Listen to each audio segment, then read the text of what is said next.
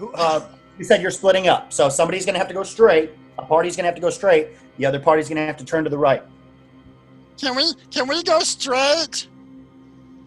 Yeah, that sounds like a plan. Group 1 wants to go straight.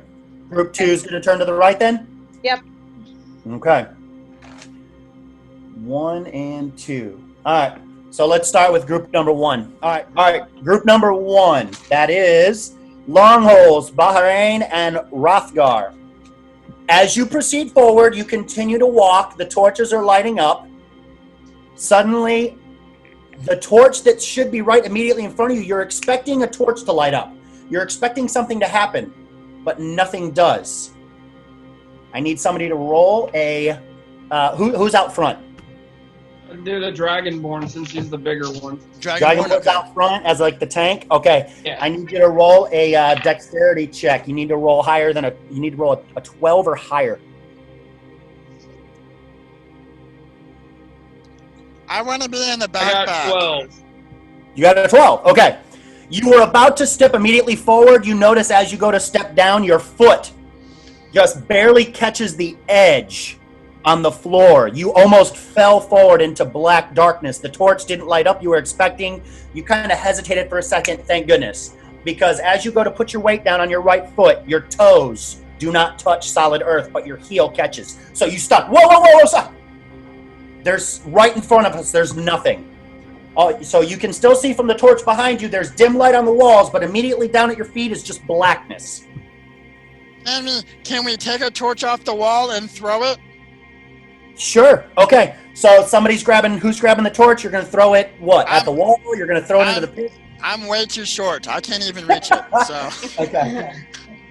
The Dragonborn will go ahead and grab it. Okay. So, Bahrain, you're going to go back about, 15 feet? You're going to grab the nearest torch.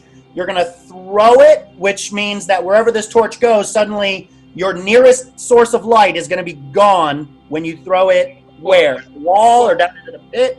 What we're going to do is we're going to use the one I grabbed to light the one that didn't light. And then we got one we can There's throw. nothing on the wall. Okay, then we go back and we grab 2. Okay. Okay. Oh, okay, gotcha, okay. So somebody's going to hold a torch as you walk.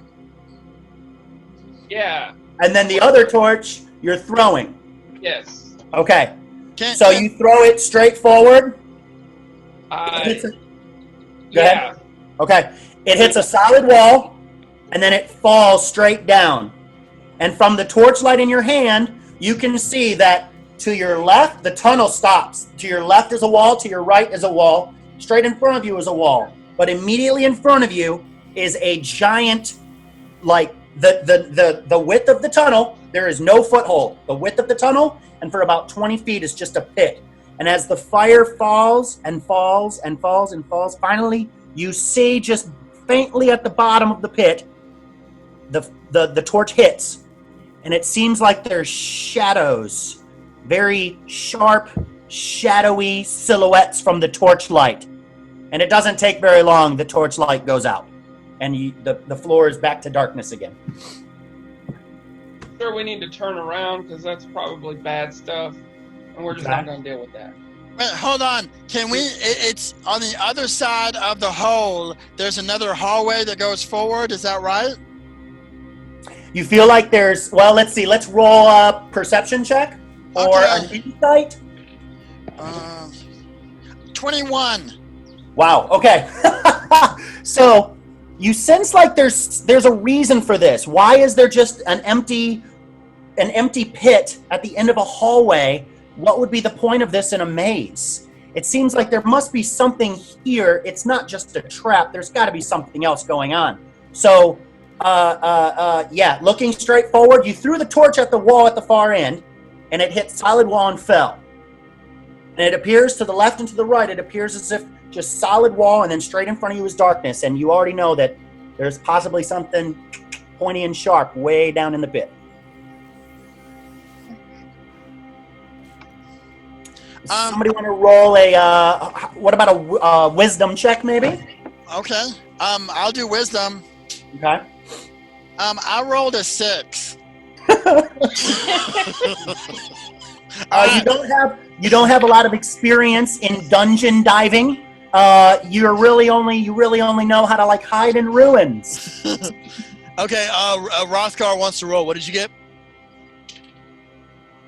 He got an 11. Rothgar did. An 11 plus, what's his? No, 11 straight. Oh, okay. I thought there was like, don't you get a wisdom mod, or it's 11 with the mod? Yeah, with the mod. With the mod included on wisdom, that's what he got. Okay. Rothgar, you just remember in your vast experience, you're an assassin. You've been places. You've traveled far. You've learned a lot when you were in your training. And you know that there has to be some sort of a reason why there'd be a trap right at the end of this hallway. Traps, guardians. When someone designs a maze, things are put somewhere to protect something important. And Bahrain got a 21. Oh, okay. On wisdom? Yeah. You're a wise dragon. Because of your dragon blood, you know that there's... Okay, the wall directly in front of you was solid. You hit it with the torch. But you want to check around you to see if maybe there's some kind of an illusion. You know from experience, and you know as a dragon kind, as with your dragon blood, you know that you need to check and see if there's something on the floor, the ceiling, the walls that might be manipulated. I would like to do an investigation check and then fill the walls up to about 3.5 foot high. Okay. I rolled a 20. Okay, so not natural, not a natural. Oh, okay, natural 20, not a natural. So still, as you're investigating the side of the wall, you're getting as close to the edge as you feel safe and comfortable. But as you're touching the wall, you just, for a brief second, you're like, wait, did my hand just go through that wall? Hey, Rothgar, come check this out. And I back up like 3 steps, and I'm like, hey, look at this, walk forward. All right, so are you actually going to go ahead and try to go through the wall? Rothgar, are you going to walk through the wall, Rothgar? Or check it? What are you doing? Your hand went through the wall. Yeah. Completely fine. Yeah. So your hand went through the wall. If you do investigation, you have to walk through the wall. So you want to walk through the wall and investigate? What do you want to do?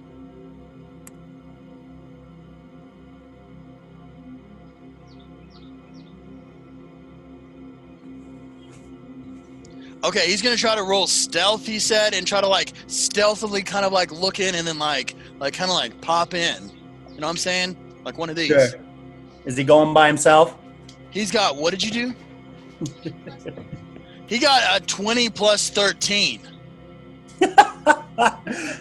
You peek it. Wow, man, these are like crazy high. Okay, you go ahead and you just slowly kind of barely put your face in, and it seems like it's really dark. You creep slowly forward a little more. You feel like everything is fine. You feel like everything is safe. There's nothing really that you're sensing with your sixth sense that anything's going to attack you. And as you're more than halfway through the wall, a torch lights on the other side, and suddenly everyone on both sides can see through the illusionary wall. It's another tunnel, and as far as you can see, it is completely safe. All right, well, let's keep going then. Yeah, good job, Rothgar. So, good job, Rothgar. Yeah. So we start moving forward. What's next? All right, the entire party, as you cut through the wall to your right, so the pit was in front of you, you turn to the right, the illusionary wall kind of disappears with the torch illuminating on the other side. You have to cut a 180 around the corner, and you're moving back towards the south. And right when you get to the edge of the tunnel, you look down to your left, and there's a chest sitting there. A plain, normal-looking wooden chest right in front, and then surrounding the chest and your entire party is just the tunnel walls as you've seen them the entire time since you've entered the labyrinth. I would like to grab some pebbles and throw some pebbles at the chest. Okay. You reach into your pocket, you still have some pebbles in there from the cave, and you toss some pebbles at the chest, and you just hear salt sprinkle pebbles tossed. The pebbles bounce off the top of the chest, hit the wall, and fall. Nothing happens. Once the sound dies from the stones hitting the chest, the pebbles hitting the chest, you're back to the silence and hearing your own breath. I'm going to do detect magic. Detect magic? Okay. Yeah. Roll. Roll to detect magic. Is that a spell you have? Yeah, it's a spell. Okay. 12 plus 6, so 18. Okay. As you begin to cast your spell, you notice that the air around you starts to get thicker. And you're the only one that notices this. As you start to cast your spell, the air gets thick. You feel almost like a heat, like a hatred. And it starts to suffocate you. You take 10 damage and your spell fails to cast.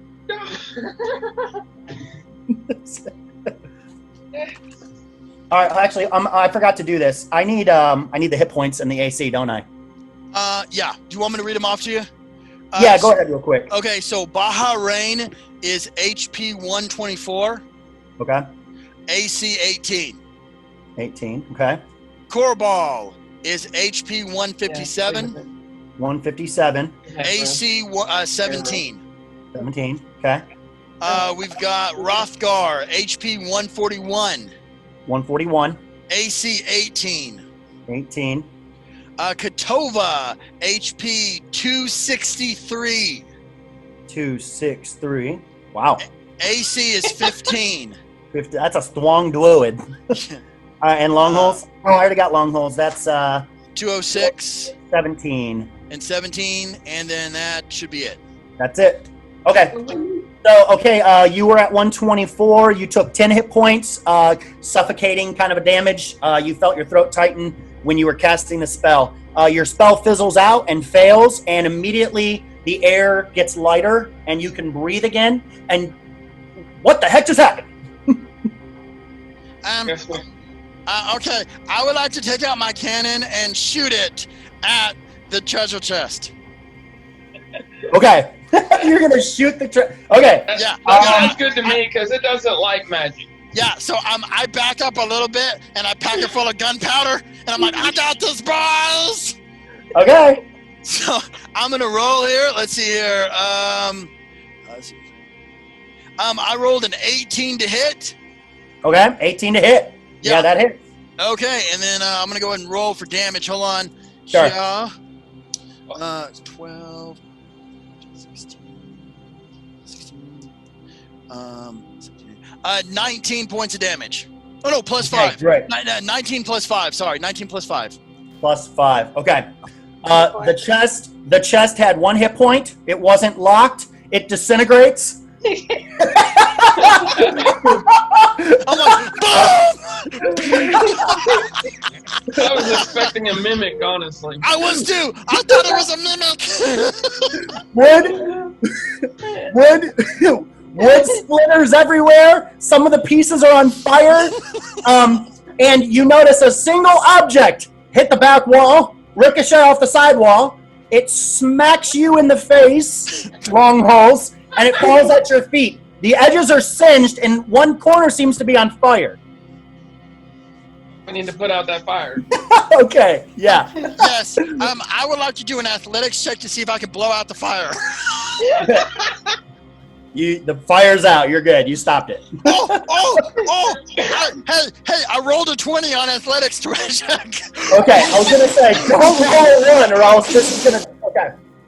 All right. You have discovered what appears to be the second half possibly of the riddle, for you read the first half as well. Before you choose to wake the sleeper, it may help to make him weaker. Best to fight him all alone. First, destroy his 6 friends' bones.